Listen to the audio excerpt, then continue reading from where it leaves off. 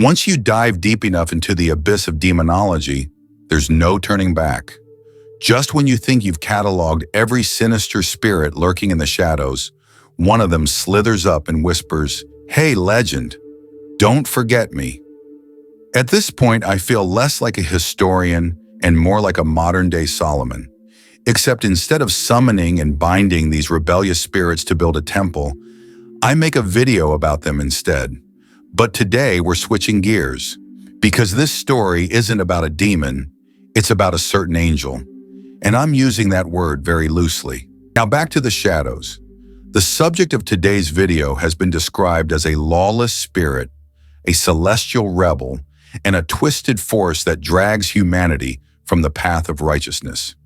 Some believe he's more than just a demon, so ancient and insidious that he might have even existed before Satan. Others call him the embodiment of vice itself: greed, lust, pride, sloth, you name it. He is the fallen one that the Dead Sea Scrolls refer to as the King of Evil. His name is Belial.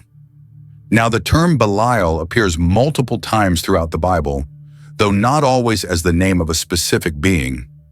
Originally derived from Hebrew, Belial simply meant worthless or without value. Some scholars interpret it as yokeless, as in one who refuses submission, one who rises against. In some biblical contexts, it was more of a title or an insult than a name. But over time, the meaning darkened. Across various translations and traditions, whether spelled Belial, Belhor, Beliar, or Belial, the name began to represent something far more sinister, the personification of evil itself. We first encounter this in the King James Bible, in Deuteronomy 13:13, where it warns, "Certain men, the children of Belial, are gone out from among you and have withdrawn the inhabitants of their city, saying, 'Let us go and serve other gods.'" This passage is a clear warning. Beware those who try to lead you astray, to lure you into worshiping false gods. And these agents of deception? They're called the children of Belial. Belial's followers, often referred to as the children of Belial, are consistently painted as the corrupting force within Israel. While Belial himself isn't directly named in these early texts, the behavior of these children suggests that he was either revered as a false god or served as a symbolic figure for wickedness. The Hebrew root word implies worthlessness, and in this early usage, it could simply label these men as aimless, degenerate, and spiritually bankrupt. Not necessarily evil, just utterly void of virtue.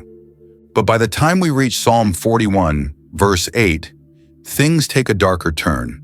Here in translations like the Darby Bible and Young's literal translation, we read, "A thing of Belial cleaveth fast unto him, and now that he lies down, he will rise up no more."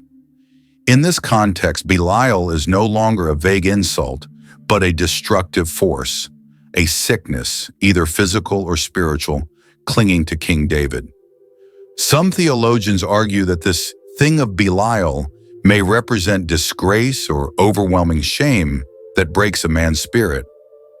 That interpretation finds further weight in Psalm 101:3, where David declares, "I will set no thing of Belial before my eyes. I hate the work of them that turn aside. It shall not cleave to me." This is David setting a moral boundary, rejecting Belial not just as a name, but as a force of temptation, corruption, and failure. Association with Belial here is considered dangerous, a path that leads only to moral collapse.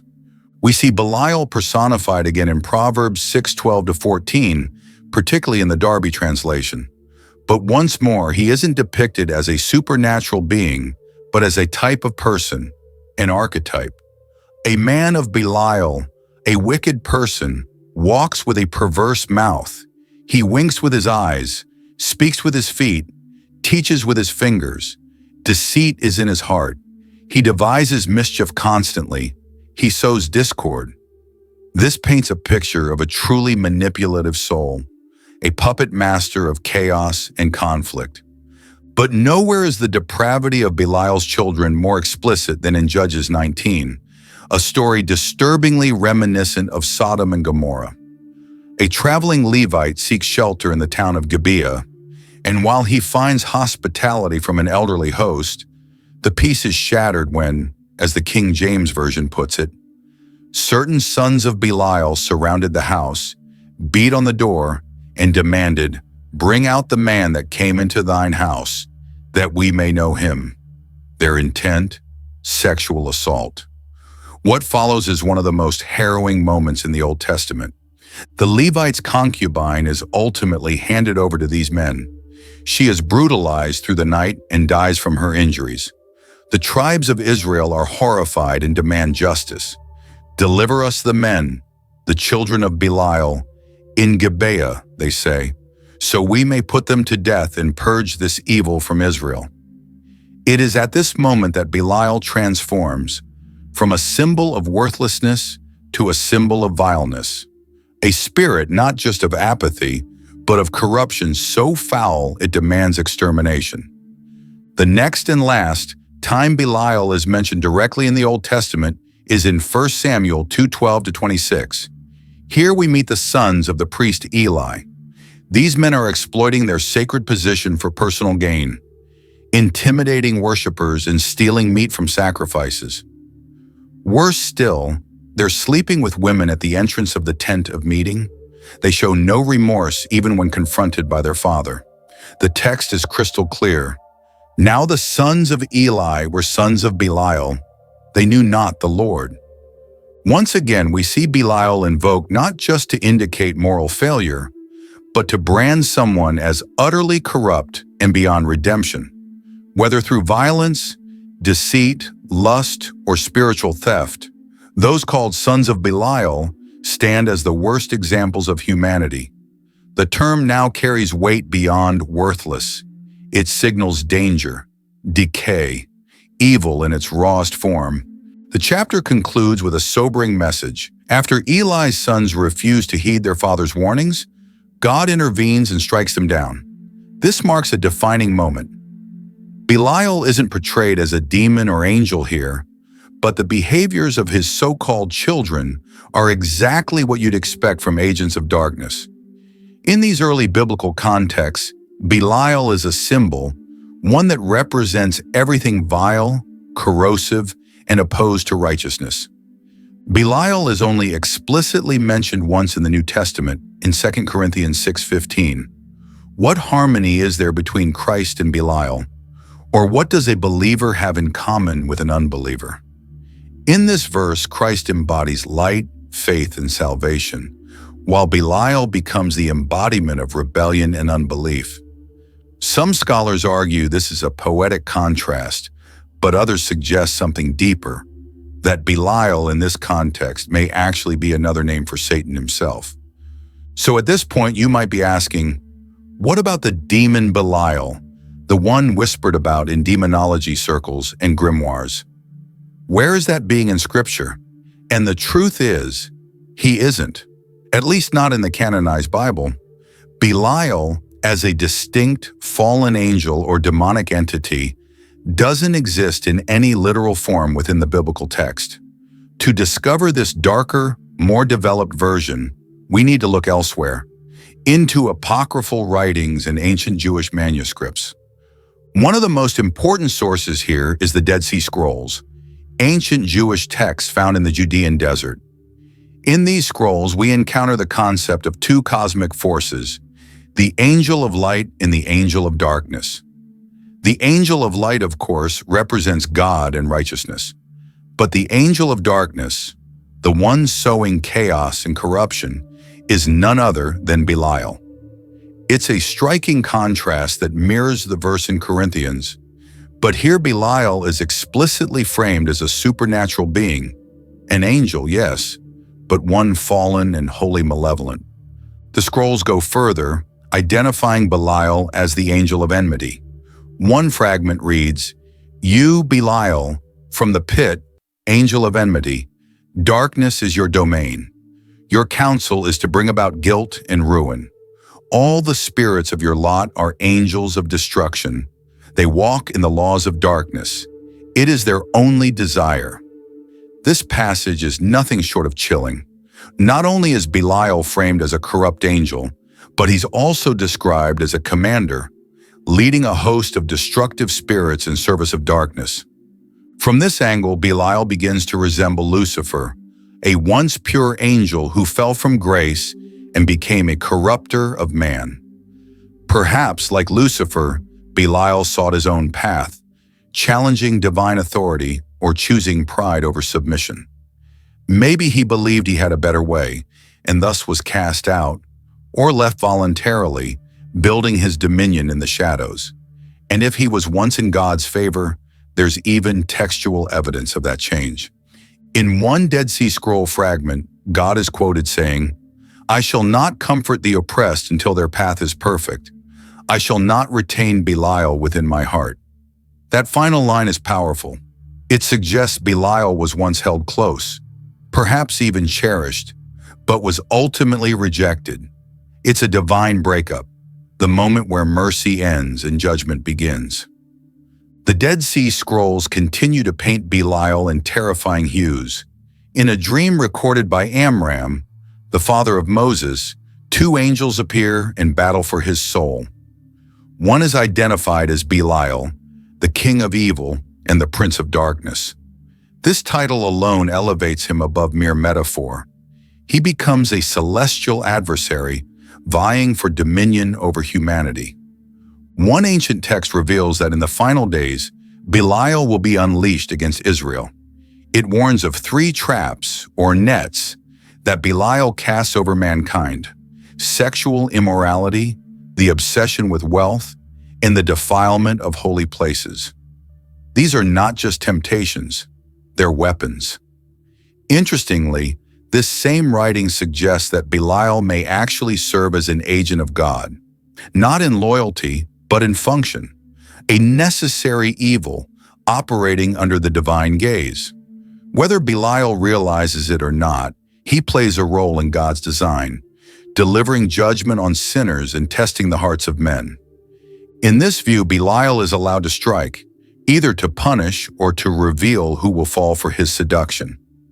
Another fascinating passage claims that Belial was behind the rise of Egypt's sorcerers, the very ones who defied Moses and Aaron.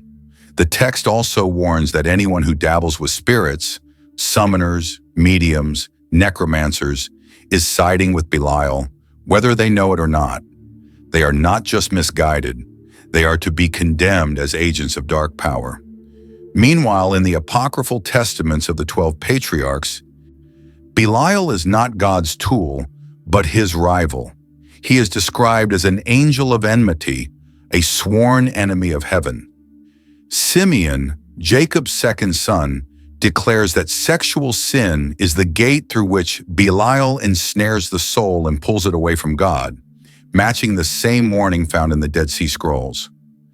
Levi, Jacob's third son, urges his children to make a choice: live in God's righteousness or fall into the grip of Belial.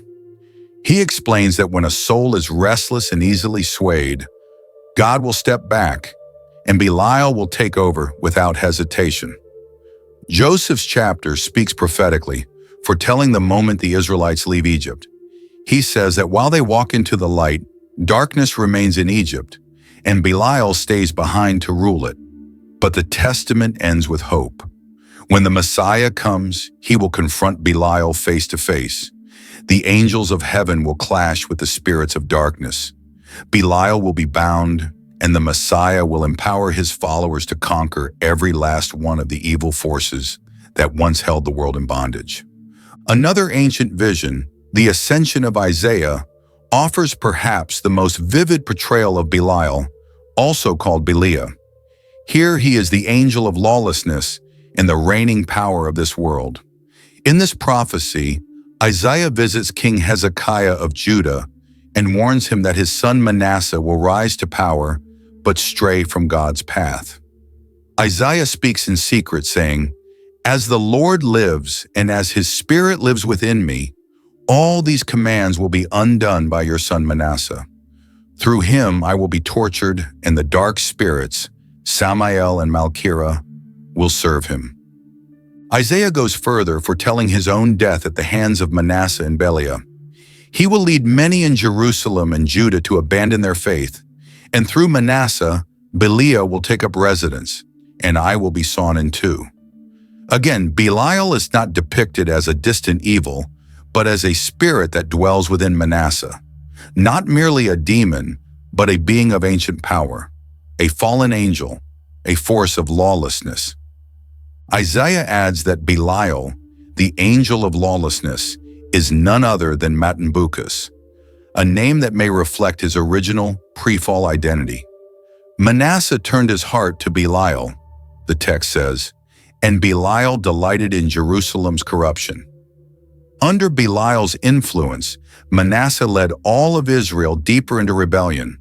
What's striking is not just Belial's presence, but his authority.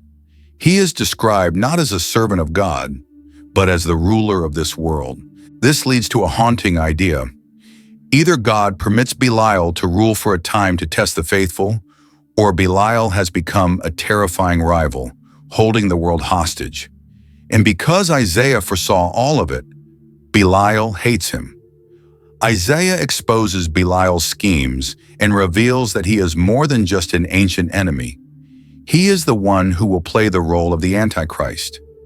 Isaiah says, Belial, the great king of this world, who has ruled it since its beginning, he will descend from the sky in human form, a lawless king, a murderer of his own mother. This false king will rise against the plan laid by the 12 apostles of the Beloved. One apostle will be betrayed into his hands. He will take the form of their ruler, and all the powers of this world will follow him. At his word, the sun will rise at night, and the moon will shine at midday. Whatever he desires, he will do, and the world will follow him. He will speak like the Beloved. He will claim, I am God, and there was no one before me. And the people of the world will believe him. They will sacrifice to him. They will worship him and say, this is our God. There is no other. The text doesn't hold back. It paints Belial as the final enemy, a deceiver with signs and wonders, a ruler with power, the Antichrist hidden in plain sight. Belial's ultimate ambition is to be worshipped as God himself. Much like the Antichrist, he seizes the moment during God's seeming absence to deceive the world, and it appears many will fall for it. His lies are so smooth, so persuasive, that few would dare question them. This explains his deep hatred for Isaiah, because Isaiah saw through the illusion. Had Isaiah remained silent, the entire world might have bowed before Belial, believing him to be divine. But the story doesn't end there. The text assures us that Belial's reign on earth will be temporary. Justice is coming, it declares. After 1,332 days, the Lord will return with his angels, accompanied by the armies of the holy ones from the seventh heaven, blazing in glory. Belial will be seized and cast into Gehenna, along with his followers. Gehenna, of course, was once the cursed valley where the kings of Judah sacrificed their children in fire. Now it becomes the fitting prison for the angel of lawlessness. Belial surfaces again in the book of the resurrection of Jesus Christ by Bartholomew the Apostle, a powerful apocryphal vision where Jesus descends into hell to liberate the souls of the righteous, sparing only Judas, Cain, and Herod the Great. In this haunting text, Bartholomew questions Jesus about what occurred after his crucifixion. He recalls seeing angels descend upon the cross, and then silence. Jesus vanished. In his place was the unsettling laughter of something dark, deep beneath the earth. When Bartholomew asked who it was, Jesus answers simply, "It was Belial." Jesus then commands the archangel Michael to reveal the fallen ones to his disciples. Among them is Belial. As soon as Bartholomew lays eyes on him, he trembles, crying out, "Blessed be the name of your eternal kingdom." Then Jesus gives him permission, saying, "Go, tread upon the neck of Belial. Bartholomew runs forward, steps on the neck of the evil one, and Belial trembles beneath him. Jesus encourages Bartholomew to interrogate him, and after hesitating, Bartholomew finds the strength to face the fallen being. In his weakened state, Belial finally speaks, revealing parts of his hidden identity. "If you must know my name," he says, "at first I was called Satanel, a messenger of God. But when I rejected his image, I became Satanas, the keeper of hell." It's a shocking confession. Not only does Belial admit to once being a heavenly messenger, but he confirms he now rules the underworld. He doesn't deny his origin, he embraces it. In this telling, hell is not ruled by grotesque demons, but by a fallen angel of divine origin, a being who betrayed heaven and made the abyss his throne. While many apocryphal texts describe Belial as a corrupted angel, others go further, casting him as a demon king. In Johann Bayer's Pseudo-Monarchia Demonum, or the False Monarchy of Demons, Belial is listed as a king, created immediately after Lucifer himself. While Lucifer is remembered as the greatest to fall, Bayer suggests that Belial may have fallen even earlier. In this version, Belial accepts sacrifices, gifts, and burnt offerings in exchange for truths. But those truths are often twisted, drenched in deception. Despite his fall, Belial retains his angelic appearance. He rides in a chariot of fire, majestic and terrible, commanding not just demons, but other fallen angels. The text then delivers a startling account about King Solomon. It claims that after being seduced by a certain woman, Solomon was led to worship her gods, ultimately bowing to Belial. While many sources label Belial as a fallen or evil angel, this tradition shifts him fully into the realm of demons, a deceiver, a king, a corrupter of kings, a shadow moving through history, changing mass, but never his nature. In grim works like the Goetia by Aleister Crowley, Belial is cast as one of the most formidable demons, his power eclipsed only by Lucifer himself. Here his domain is the distribution of wealth, influence, and favor, especially toward magicians and occult practitioners. Sorcerers seeking mastery over the dark arts often call upon Belial to bless their forbidden craft. There's even a chilling historical link. 15th century French nobleman Gilles de Rais, a figure shrouded in horror, was rumored to have murdered countless children, mutilating their remains for use in dark rituals. And to whom were these sacrifices made? To none other than Belial. Belial's presence also looms large in John Milton's Paradise Lost, where he appears not just as any demon, but as a chief among the fallen. Though not a warrior, Belial seduces with smooth, slothful apathy. He doesn't seek peace out of virtue, but through cowardice cloaked in elegance. He dissuades rebellion not out of loyalty to heaven, but because he prefers comfort over confrontation. In this portrayal, Belial becomes the very embodiment of sloth. And yet, despite this vice, he is remarkably articulate and persuasive, swaying fellow demons through eloquence and subtle deceit. What makes Belial so fascinating is not merely his power, but what he reveals about angelic nature. He deepens our understanding of the heavenly host by reminding us that not all angels are bound to light. There are those who chose rebellion, and they did so with intent. While Lucifer is the face of the fall, Belial gives it depth. He shows us that rebellion wasn't a singular act, but a movement, and that other angels had motives, ambition, and pride of their own. Unlike many of the nameless, faceless fallen who followed Lucifer, Belial has a distinct identity. He reminds us that the fall from grace wasn't just about power, it was about choice. And like humans, angels too are free to fall. Some crave worship.